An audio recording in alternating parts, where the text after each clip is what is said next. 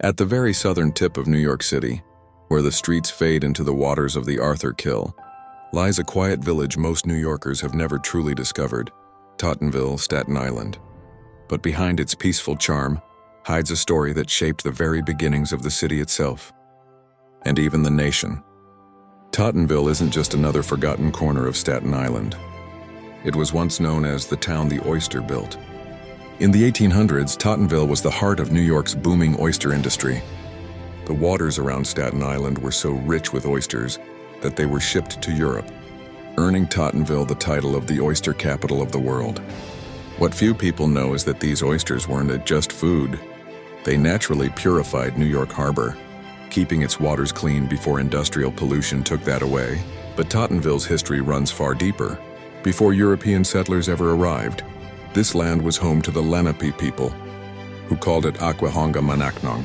It was sacred ground to them, the meeting place where tribes traded, fished, and held council under the open sky. When the Dutch and English came, this was one of the first places on Staten Island where cultures collided, sometimes peacefully, often tragically. In the Revolutionary War, Tottenville became a silent witness to conflict. British troops occupied much of Staten Island, and many of Tottenville's residents, loyalists and rebels alike, found themselves neighbors turned enemies.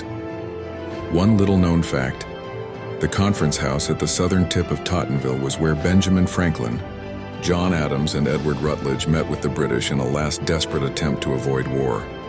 They failed, but that house still stands today, the only place in New York where peace was given one final chance before independence was born.